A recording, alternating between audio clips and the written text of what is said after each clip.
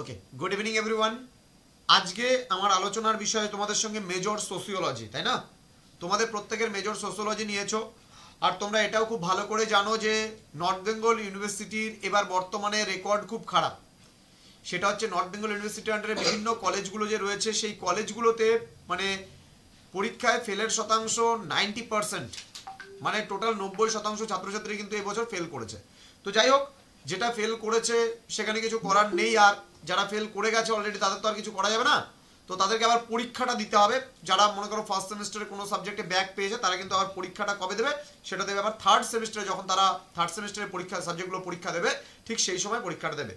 তো আমাদের হচ্ছে তোমাদের যে সোশিওলজি আছে সিলেবাসটা খুব সহজ এবার, এবং প্রত্যেকটা বিষয় তোমাদের খুব সিম্পলভাবে আলোচনা করে দেবো, প্রত্যেকটা বিষয় আলোচনা করব। তো দেখবে যে আমার ইউটিউব চ্যানেলটাকে ফলো করবে, সেখানে আমি রেকর্ডেড ক্লাসগুলো তোমাদের দিয়ে থাকি, যেগুলো এখানে ক্লাসগুলো প্রতিটা টপিক ছোট ছোট টপিকগুলো আলোচনা করছি, এবং ক্লাসেও কিন্তু আমি আলোচনা করছি যখন যখন বাড়িতে ফ্রি থাকি। যেমন আজকে তোমাদের অফিসিয়াল ডে, এই অফিসিয়াল ডেতে তোমাদের আজকে প্রতি শনিবার সন্ধ্যা 8টা থেকে তোমাদের এই টাইমটা ফিক্স করে দিয়েছি যে মেজর সোসিওলজি ক্লাসটা হবে। প্রতি শনিবার সন্ধ্যা 8টা থেকে তোমাদের মেজর সোসিওলজি ক্লাস হবে, এটা একদম টাইমটা ফিক্স করা, তাই না? তো বাকি যে সময়গুলো আছে সেই সময়গুলোতে আমি যখনই যেদিন ফ্রি থাকি আমি কিন্তু ক্লাসগুলো করে তোমাদের ইউটিউবের থ্রুতে আমি দিয়ে দিই। সেই ক্লাসগুলো কিন্তু অবশ্যই তোমরা করে নেবে বা দেখে নেবে। হ্যাঁ, আমার দেওয়া যে ক্লাসগুলো আছে অবশ্যই দেখতে হবে। আচ্ছা, আজকে আমার আলোচনার বিষয় হচ্ছে write a note on structural and functional changes of marriage. তো আমি ম্যারেজ কয় প্রকার ও কী কী ছোট ছোট পার্ট করে আলোচনা করছি তোমাদের সঙ্গে, যে পলিগ্যামি, মনোগ্যামি, বিভিন্ন যে মানে বিবাহের ধরনগুলো আছে সেই ধরনগুলো আমি আলোচনা করেছি। আজকে আমরা আলোচনা করব যে বর্তমানকালে বিবাহ ব্যবস্থায় কি কি পরিবর্তনগুলো আমরা লক্ষ্য করছি, যে আগে বিবাহ ব্যবস্থাটা কেমন ছিল কিন্তু বর্তমানকালে বিবাহ ব্যবস্থায় কোন কোন পরিবর্তনগুলো আসছে, সেই সমস্ত বিষয়গুলো আজকের ক্লাসটাতে আলোচনা করব। সবাই একদম লাস্ট অবধি ধৈর্য ধরে ক্লাসটা করবে, এবং যারা আজকের ক্লাসে জয়েন করেনি তারা এটা রেকর্ডেড ভার্সনে ক্লাসটা পরবর্তীতে পেয়ে যাবে। এই ক্লাসটা সম্পূর্ণ রেকর্ডেড করা হবে। ওকে, আচ্ছা। তো প্রথমত আমরা জানবো বিবাহ ব্যবস্থার দেখবা কাঠামোগত কিছু পরিবর্তন জানবো আমরা। কি কি বিবাহ ব্যবস্থা কিছু কাঠামোগত পরিবর্তনের ক্ষেত্রে, যেমন বৈবাহিক সংহতির ক্ষেত্রে কিছু পরিবর্তন। দেখো, একটা সময় মনে করা হতো স্বামী স্ত্রীর যে বন্ধনটা, সেই বন্ধনটা নাকি পবিত্র বন্ধন, 7 জন্মের বন্ধন বলা হয় না, যে 7 জন্মের বন্ধন। কিন্তু এখন কিন্তু বিবাহগুলো প্রায় 1 জন্মও টিকে না। 7 জন্ম তো দূরের কথা, এই জন্মেই টিকে না, আর 7 জন্ম তো পরের কথা, তাই না? ম্যাক্সিমাম ম্যারেজ কিন্তু এরকমই হয়, যে বিয়ের 2 বছরের মধ্যেই গনফট, এরকম টাইপের অনেকে কথাগুলো বলা হয়। এবং আমরা বিভিন্ন বড় বড় আর কি ব্যক্তিত্বের বড় বড় সাহিত্যতেও আমরা পড়েছি, তারা এই সমস্ত কথাগুলো ব্যবহার করেছেন, এই সমস্ত ওয়ার্ডগুলো ব্যবহার করেছেন, যে ভালোবাসা বলো বা মানে ম্যারেজ বলো, বিয়ের 2 বছরের মধ্যে সেই ভালোবাসা গনফট হয়ে যাবে, মানে তাদের কথা অনুযায়ী যদি আমরা বলি। তো বৈবাহিক মানে সংহতির ক্ষেত্রে কিছু পরিবর্তন এখন বর্তমানকালে দেখা যাচ্ছে। যেমন কি বলছে, যে সনাতন ভারতীয় ধর্মে কিন্তু বিশেষ করে আমরা বিবাহ ব্যবস্থার একটি মানে পবিত্র বন্ধন বলে মানে আমরা মনে করি। সনাতনী কারা? সনাতনী বলতে যারা হিন্দু সমাজের, যারা মানে হিন্দু ধর্মের মানুষজন আছে, তাদের ক্ষেত্রে বিশেষ করে আমরা যদি দেখি তাহলে কিন্তু বিবাহ ব্যবস্থাটাকে সেই প্রাচীনকাল থেকে একটা পবিত্র বন্ধন হিসাবে কিন্তু দেখা হচ্ছে। এবং বিবাহ ব্যবস্থার এই পবিত্র কথাটার কিন্তু এখন বর্তমানে ধীরে ধীরে পরিবর্তন ঘটছে, তাই না? অনেকটাই পরিবর্তন ঘটছে, তাই না? এবার কি বলছে, যে কেন এই পরিবর্তনটা ঘটছে? কারণ পাত্র পাত্রীর মধ্যে একটা সংহতির অভাব রয়েছে। কেমন সংহতির অভাব? দেখো, সাপোজ মনে করো আমাদের বর্তমান জীবনে আমরা এত কর্মব্যস্ত, দেখবা যে আমি আজকে সকালেই মানে জাস্ট বললাম আমার বাড়ির অফলাইন ব্যাচকে আমি বললাম যে আগেকার দিনের ঠাকমা দাদুদের দেখবা যে কোথাও গেলে পরে দেখবা তারা দুজনে একসাথেই যায়, ঠাকমাও যেখানে যাবে দাদুও সেখানে যাবে, দাদু যেখানে যাচ্ছে দাদুর পিছন পিছন ঠাকমা যাচ্ছে, চলছে তাদের মধ্যে একটা মানে সেই প্রাচীনকালে মানুষের মধ্যে একটা ব্যাপার ছিল। কিন্তু এখন কি হচ্ছে, বরের কাজে বর বেরিয়ে যাচ্ছে, বউয়ের কাজে বউ বেরিয়ে যাচ্ছে, বরের মতন বউ বউয়ের মতন, ব্যাস। এবার কি, এই যে তাদের মধ্যে যে একটা বন্ডিং, এই বন্ডিং হওয়ার জায়গাটা ধীরে ধীরে যেন শিথিল হয়ে যাচ্ছে। একজন আরেকজনকে সময় দিতে পারছে না, কারণ এখন প্রত্যেকটা জিনিসের এত মূল্য বৃদ্ধি হয়ে গেছে যেখানে কি ভাবছে যে স্বামী স্ত্রী দুজনেই ভাবছে যে যদি স্ত্রীও কিছু অর্থ উপার্জন করে এবং স্বামীও যদি কিছু অর্থ উপার্জন করে তাহলে হয়তো সংসারটা সচ্ছলভাবে চলতে পারবে। কিন্তু এই সংসার সচ্ছলতাভাবে চালানোর কারণে দেখা যায় স্বামী এবং স্ত্রীর মধ্যে অনেকটা বাঁধনগুলো কিন্তু আলগা হয়ে যাচ্ছে। আগে কিন্তু দেখতে যে বয়স্ক দাদু ঠাকুমা যারা আছে বা তোমাদের বাড়িতে যদি দাদু ঠাকুমারা থাকে তাদের থেকে একটু শুনে দেখবে, তারা কিন্তু কোমরে কোমর বেঁধে কিন্তু স্বামী স্ত্রী একত্রিতভাবে একই কাজ করতো। সাপোজ মনে করো কৃষিকাজের কথা যদি আমরা বলি, যেমন পালদের প্রাচীন পেশার কথা যদি আমরা বলি, মাটির হাঁড়ি পাতিল বানানো, তখন কিন্তু বাড়িতে যেমন পুরুষরা কাজ করতো একই সাথে মহিলারাও কিন্তু কাজ করতো, ওখানে কাজে হাত লাগাতো। কিন্তু এখনকার সিস্টেমগুলো অন্যরকম হয়ে গেছে। আমি এক ধরনের প্রফেশনের সঙ্গে যুক্ত, আমার মিসেস আরেক ধরনের প্রফেশনের সঙ্গে যুক্ত, এরকম টাইপের করে কিন্তু স্বামী স্ত্রীর মধ্যে যে বন্ধন, সেই বন্ধন কিন্তু অনেকটাই আলগা হয়ে যাচ্ছে এখন বর্তমান দিনে। ঠিক আছে, এই সমস্ত জিনিসগুলো তাহলে একটা গেল বৈবাহিক সংগতির ক্ষেত্রে কিছু কিছু পরিবর্তন। দেন বিবাহের ধরনের ক্ষেত্রে পরিবর্তন, পরবর্তী পয়েন্ট যদি আমি ডিসকাস করি, বিবাহের ধরনের ক্ষেত্রে পরিবর্তন কি এই ধরন বলছে, পূর্বে তোমার বহুগামী ব্যবস্থা বা বহু বিবাহ ব্যবস্থা কিন্তু আমরা পূর্বের সমাজে লক্ষ্য করতে পারতাম। কেমন, যেমন মনে করো সাপোজ যেমন আগেকার দিনে যদি দেখো তাহলে দেখবা যে ছেলেরা কিন্তু অনেকগুলো করে বিয়ে করতো, 2, 3, 4 করে বিয়ে করতো এবং সোসাইটি এই বিবাহটাকে মেনেও নিত। কিন্তু এখন বর্তমান দিনে কিন্তু এই সিস্টেমটা অনেকটাই উঠে গেছে এবং আইনত দণ্ডনীয় অপরাধ যদি একটা বউ থাকাকালীন সময় যদি তার হাজব্যান্ড যদি অন্য কোনো বিয়ে করে তাহলে কিন্তু সেটা কিন্তু অন্যায়। হ্যাঁ, এরকম হতে পারে যে মনে করো একটা ঘরবালি একটা বাহারবালি আছে এবং বাহারবালিরটাকে কাউকে বলছে না, হ্যাঁ, লুকিয়ে লুকিয়ে একটা বউ আছে, একটা বউকে লুকিয়ে লুকিয়ে রেখেছে, হ্যাঁ, আর একটা বউকে ফ্রন্ট লাইনে রেখেছে। তো এটাও হতে পারে, কিন্তু ওই সিস্টেমটা কিন্তু আর এখন সোসাইটিতে নেই। যে মনে করো কি যে আমার একই বাড়িতে আগে যেমন হতো একই বাড়িতে 3 বউকে নিয়ে একসাথে একটা পুরুষ থাকতে পারতো, কিন্তু এখন কিন্তু এই সিস্টেমটা নেই। এই সিস্টেমটা অনেকটাই উঠে গেছে বা এই সিস্টেমটা এখন আইন করে নিষিদ্ধ বলে ঘোষণা করা হয়ে গেছে। সুতরাং আইনত দণ্ডনীয় অপরাধ যদি কেউ যদি একটা বউ থাকাকালীন সময় যদি আরেকটা বিয়ে করে তাহলে এটা আইনত দণ্ডনীয় অপরাধ। বোঝা গেল? আচ্ছা, নেক্সট যদি বলি জীবন সঙ্গিনী পছন্দের ক্ষেত্রে বিবাহ ব্যবস্থায় কিছু কিছু পরিবর্তন আমরা লক্ষ্য করছি। যেমন কি হয়েছে, আমার যে মার বাবা আছে, আমি দাদুর থেকে শুনেছি, দাদু বলে কি আমি যখন বিয়ে করি জানিস তো তোর দিদাকে আমি দেখিই নাই, আমি যখন বিয়ে করি তোর দিদাকে দেখতেই জানি। বলে আমার মা বাবা পছন্দ করে আসছে, একদম ডাইরেক্ট আমি বিয়ে করতে চলে গেছি এবং বিয়ে করে নিয়ে চলে আসছি। ওই যে বিয়েতে যে এই প্রথম দেখা হয় শুভ দৃষ্টি, সেই শুভ দৃষ্টির সময় তোর দিদাকে আমি প্রথমবার দেখছি, আমার দাদুর কথা এটা। তো সেই সময়টাতে তারাও কিন্তু ওই পছন্দ অপছন্দের ক্ষেত্রে অতটা তাদের মর্ম ছিল না। কারণ তারা কি করতো, বাবা মা যেটা যেটা বলে দিয়েছে চলো এখন আমাকে সেটাকেই বিয়ে করতে হবে। হ্যাঁ, কিছু ব্যতিক্রম তো সোসাইটিতে দেখা যেত, তাই বলে যে এত বড় ব্যতিক্রম তোমরা কিন্তু এই যে লক্ষ্য করতে পারবে না। এখনকার সোসাইটিতে বিশেষ করে অসম্ভব ব্যাপার যে দেখা গেলো ছেলে অথবা মেয়ে, মনে করো সাপোজ আমি আছি, আমাকে বলছে যে তোর একটা বিয়ে ঠিক করছি, অমুক ডেটে তুই বিয়ে করতে যাবি। এবার আমি কি বলবো, দেখি আমার বউ কোথায়, দেখি আমার তো আমার জন্য তো মেয়ে ঠিক করছে, কোথায় মেয়েটাকে দেখি ছবি, কিসের মেয়ে দেখা, হ্যাঁ মেয়েটাই দেখতে হবে না, একদম সিধা একদম সাজনাতলায় গিয়ে মেয়ে দেখবি, শুভ দৃষ্টিতে একদম মেয়ে দেখা হবে। তাহলে এখন সোসাইটিকে এটা মানবে? তোমরাই মানবে এখন, তোমরা কিন্তু এই সিস্টেমটা মানবে না। তাহলে বিবাহ ব্যবস্থায় এই পরিবর্তনটা এখন হয়ে গেছে এবং বিবাহ ব্যবস্থায় দেখা যাচ্ছে এখন বর্তমানে পাত্রপাত্রীর যে পছন্দ, সেই পছন্দ বা পাত্রপাত্রীর যা যাকে পছন্দ তারা কিন্তু নিজেদের মতন করে বিবাহতে উপস্থিত হতে পারছে। এই সিস্টেমটা কিন্তু এখন সোসাইটিতে হয়ে গেছে। ব্যাপারটা কি প্রথমে হয় না, বলে না যে মিয়া বিবি কাজী তো কিয়া করেগা বেচারা পাজি। ঠিক আছে, আমরা বলি যে অর্থাৎ বাবা মায়েরা কি করবে, আমাদের দুজনের যখন দুজনকে পছন্দ আছে, হ্যাঁ কে কি করতে পারবে, হ্যাঁ বাড়ি থেকে বিয়ে দিলে দিবে, না দিলে ভেগে চলে যাবো, ঝামেলা শেষ, খাবো না দাবো না, কত রকমের কত ইয়ে আছে, রাগ করে বসে থাকবো। তো সোসাইটি কিন্তু এখন অনেকটা পরিবর্তন হয়ে গেছে। এখন পাত্রপাত্রীর পছন্দর ওপরেও কিন্তু এখন নজরদারি করা হচ্ছে এবং পাত্রপাত্রীর পছন্দ মতন কিন্তু বিবাহ ব্যবস্থা এখন হচ্ছে বর্তমানে। ঠিক আছে, এটা আমরা লক্ষ্য করছি। দেন আমরা যদি দেখি বিবাহের বয়সের ক্ষেত্রে পরিবর্তন হয়েছে। বিবাহের বয়সের ক্ষেত্রে কি কি পরিবর্তন হয়েছে, এগুলোকেও কিন্তু সব কাঠামোগত।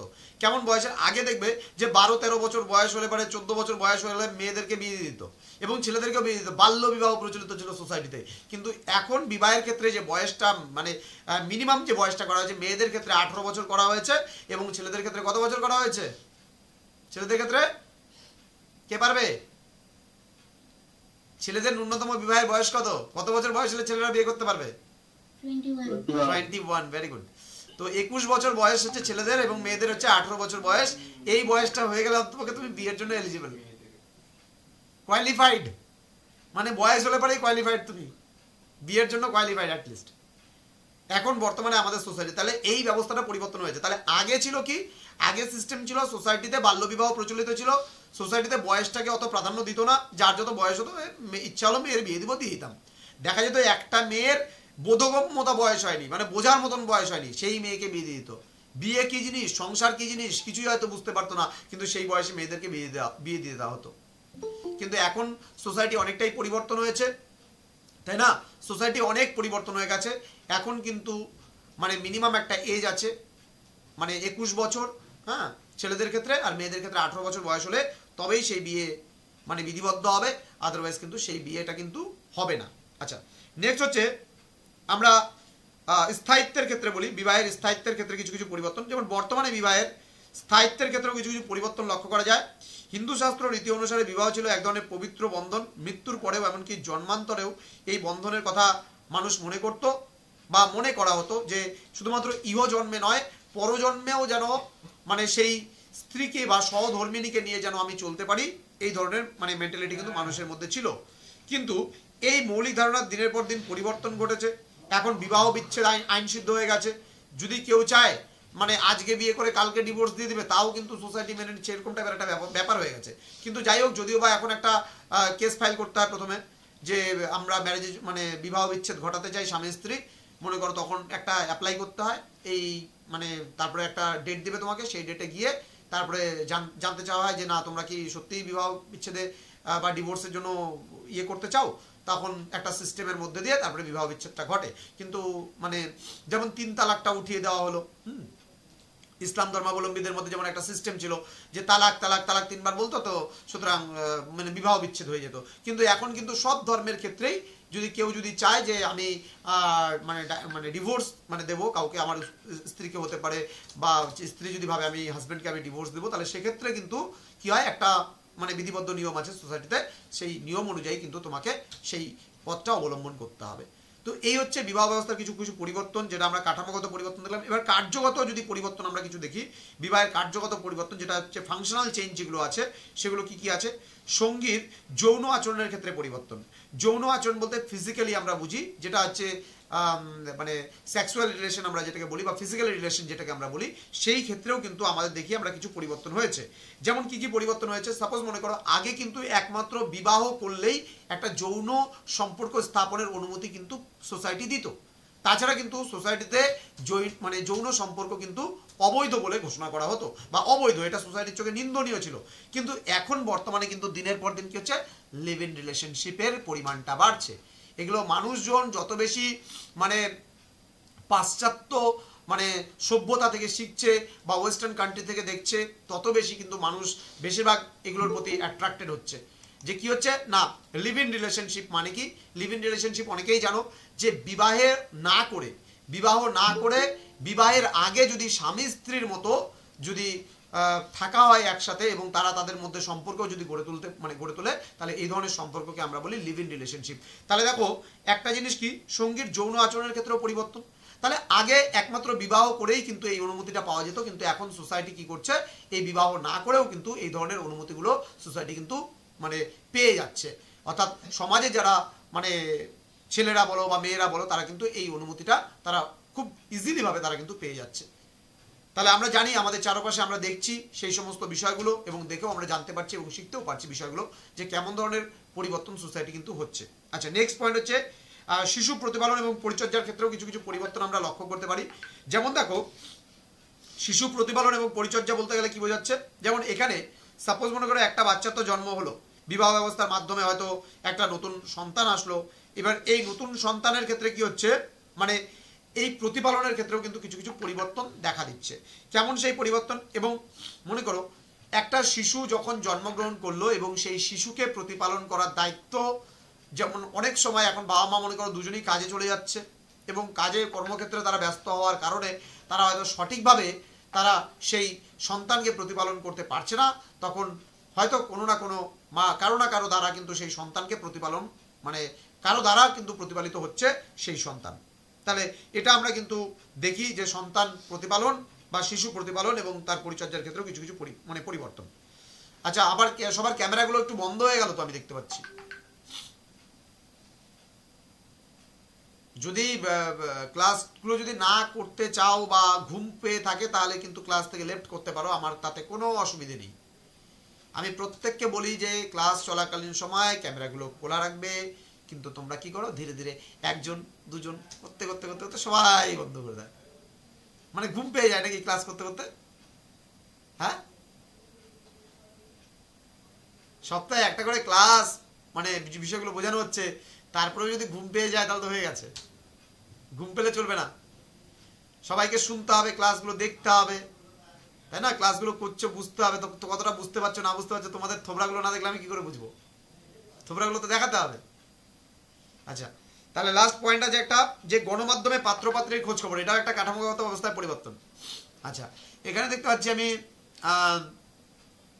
সাপোজ মিষ্টু মণ্ডল, তারপর হচ্ছে পূর্ণিমা সরকার। এবার সাপোজ পূর্ণিমা সরকারের বিয়ে হবে, এবার পূর্ণিমা সরকারের মনে করো বিয়ে হবে। এবার বিয়ের জন্য দেখা গেল এখন bengalishadi.com-এ ওর ছবি টবি দিয়ে, হ্যাঁ, ওর বাবা হচ্ছে হয়তো দিয়ে দিয়েছে যে bengalishadi.com-এ পূর্ণিমা সরকার, হাইট এতটা, উচ্চতা এই গেল, মোটা কি পাতলা সব কিছু দিয়ে, হ্যাঁ, ওজন কতটা, তারপর হচ্ছে কি খেতে ভালোবাসে বা কিরকম পাত্রের প্রয়োজন, এই দিয়ে একটা প্রোফাইল ক্রিয়েট করে bengalishadi.com-এ দিয়ে দিল। এবার দেখা গেলো কারো পছন্দ হইলো, প্রোফাইলটা পছন্দ হলো না, ঠিকই আছে, মেয়েটা ঠিকঠাক, চল ঠিক আছে, এখন ইয়ে করছি। কিন্তু আগে কিন্তু সোসাইটিতে এই ধরনের সিস্টেমটা কিন্তু ছিল না, ঠিক আছে? আগে কিন্তু মানুষজন হয়তো এই আত্মীয়র সঙ্গে ওর সম্পর্ক, ওর সঙ্গে ওর সম্পর্কে এরকম করে করে করে করে হয়ে যেত। কিন্তু এখন কিন্তু গণমাধ্যমের মাধ্যমে হয়ে যেত। বা ফেসবুক প্রেম মাঝে মাঝে দেখতে পাবা, কিছু ফেসবুক প্রেম দেখতে পাবা, হ্যাঁ, কিছু হয়তো এখানে কলেজে প্রেম দেখতে পাবা, এদিক ওদিক করে করে করে করে করে করে প্রেম হয়ে যাচ্ছে, এদিক ওদিক করে বিয়ে হয়ে যাচ্ছে। আজকাল কিন্তু বাবা মাকে আর কষ্ট করে পাত্রপাত্রী খুঁজতে হয় না, তাই না? খুব কম, তাই না? এখানে অনেকেই আছো হয়তো অলরেডি পাত্র খোঁজাই আছে অথবা পাত্রী খোঁজাই আছে, তাই না? বা আমাকে আর কষ্ট করে হয়তো পাত্রপাত্রী খুঁজতে হবে না। তো এটা বাস্তব কথা। তাহলে মানে গণমাধ্যম, এগুলো হলো গণমাধ্যম। এই গণমাধ্যমের থ্রুতে আমরা এত পরিমাণে এঙ্গেজ হয়ে যাচ্ছি, মানে এ ওকে সবসময় দেখছে দেখছে দেখছে। আগে মেয়েরা কি করতো, বেশিরভাগ ক্ষেত্রে মেয়েরা গৃহ কোণে বন্দি থাকতো, তাই না? মার সঙ্গে কাজকর্ম করতো, এটা করছে ওটা করছে, খুব একটা বেশি পড়াশোনাও করতো না। যেমন আমার ক্ষেত্রে, আমাদের জেনারেশনটা আজকে পড়াশোনা আমরা করছি, কলেজে যাচ্ছি, হ্যাঁ, তারপরে বাবা মা এত আমাদের পিছনে খরচা করছে, তারপরে আমরা এমন পড়াশোনা করছি যে সবাই কোনো না কোনো সাবজেক্টে ফেল করে যাচ্ছি। প্রতি 10 জনের মধ্যে একজন মাত্র সব বিষয়ে পাস, বাদ বাকি সবাই কিছু না কিছু সাবজেক্টে ফেল। এই ফেল করার মূল কারণটা কি? আমরা সারা বছর তো পড়বো না, আমরা পরীক্ষার 1 মাস আগে স্যারের কাছে জয়েন করব, ওই তো জ্ঞানজ্যোতি কোচিং সেন্টার থেকে ভালো লেভেলের নোট দিচ্ছে রে, চল ওখানে জয়েন করি, 1 সপ্তাহ আগে জয়েন করব, তাহলে কি আর হবে? তাহলে আজকে আমরা যত তাড়াতাড়ি তোমাদের জন্য কাজগুলো করছি, যে কেন করছি এত তাড়াতাড়ি, এত ফাস্ট ফাস্ট কাজ কেন করছি? কন্টিনিউ আমাদের কাজ হচ্ছে, টিচাররা আমাদের কন্টিনিউ কাজ করছে। কেন করছে? কারণ আমি মনে করি যে ছাত্রছাত্রীগুলো যেন খুব তাড়াতাড়ি মানে নোটসগুলো পায়, তারা যেন খুব ভালো মতো পড়াশোনাটা করে পরীক্ষায় যেন খুব ভালো মতো বেরিয়ে যেতে পারে। কিন্তু তোমরা তো ওই যে গাধার মতন নোট বানা চোর বানা, ওই পরীক্ষার ওই ঠিক ওই ঘুরে মুড়ে ওই 1 মাস আগেই পড়তে বসবা, তাহলে কি আর পাস করা যায়? আরে ভাই, প্রতিদিন সময় করে 2 ঘন্টা করে পড়ো না। কলেজে ওঠার পরে যদি প্রতিদিন তোমরা যদি 2 ঘন্টা করে পড়ো না, 24টা ঘন্টায় একটা দিনটা সারা দিনটা হয়। আরে 8 ঘন্টা ঘুমায় কাটাও, 8 ঘন্টা গল্প গুজব করে কাটাও, বাকি 8 ঘন্টা পড়াশোনা, নিজের লাইফ তো সময় দাও। আরে ভাই, সব কিছুরই একটা নির্দিষ্ট সময় আছে, সেই সময়গুলো না দিয়ে আমরা আমাদের মতন করে ওই পরীক্ষার 1 মাস আগে, 1 সপ্তাহ আগে, 15 দিন আগে পড়তে বসবো, তাহলে কি আর পড়াশোনা হবে? পড়াশোনার মধ্যেও একটা আনন্দ আছে। তো যাই হোক, মাল্টিমিডিয়া থেকে গার্লফ্রেন্ড বয়ফ্রেন্ড খুঁজে নিও না, হ্যাঁ, একটু সময় নাও নিজেকে লাইফে, কেননা লাইফটাকে তো দাঁড় করাতে হবে। ফার্স্ট সেমিস্টারে যা হয়ে গেছে, সেকেন্ড সেমিস্টার থেকে শুধরে যাও আর ভালো মতো পড়াশোনা শুরু করো। সবাই পড়াশোনা শুরু করো খুব ভালোভাবে, তোমাদেরকে রিকোয়েস্ট করবো, কেননা ভালো মতো পড়াশোনা না করলে পরে রেজাল্টটা খুব একটা ভালো হবে না। বাবা মা অনেক আশা করে তোমাদেরকে পড়াচ্ছেন, প্রত্যেকেরই বাবা মাই অনেক কষ্ট করে পড়াচ্ছেন, সেই মূল্যটা দাও তোমরা। আমি প্রত্যেককে বলবো ভালো করে পড়াশোনাগুলো করো। আমি একটা নির্দিষ্ট সময় তোমাদেরকে দিয়ে দিয়েছি, প্রতি সপ্তাহে একটা করে ক্লাস হবে, নিচ্ছি। আমি বই লেখালেখির কাজে সত্যি খুব ব্যস্ত ছিলাম, হ্যাঁ, তো সেই কারণের জন্য মানে আমি একটা ক্লাস তোমাদের মিস করেছি শুধুমাত্র, যতদিন হলো ক্লাসগুলো শুরু হয়েছে একটা ক্লাস শুধুমাত্র মিস করেছি, বাকি মিস করার কথা নয়। প্রতি সপ্তাহেই ক্লাস হবে আমাদের। যদি এই সপ্তাহের মধ্যে, যেমন আজকেও তোমাদের মেজর সোশ্যোলজির অনেকগুলো নোটস দেখবা আপলোড করা হয়েছে, পরিবারে কিছু নোটস আপলোড করা হয়েছে দেখবা তোমরা। হ্যাঁ স্যার কাজ করছেন, একজন স্যার সোশ্যোলজির উপরেই এখন কাজ করছেন, নোটসপত্রগুলো দিচ্ছে তোমাদেরকে, ক্লাসরুমে চেক করবার রীতিমতো প্রতিদিন হ্যাঁ নোটসগুলো দেওয়া হচ্ছে। আর খুব তাড়াতাড়ি সাজেশনটা দেওয়ার চেষ্টা করব আমি, মার্চ মাসের মধ্যেই সব সাজেশনগুলো দিয়ে দেওয়ার চেষ্টা করব, যাতে তোমরা 2 মাস অন্তত পক্ষে খুব ভালো করে পড়তে পারো, পড়াশোনা করে ভালো রেজাল্ট করতে পারো। তো আজকের ক্লাসটা এতটুকুই থাকবে।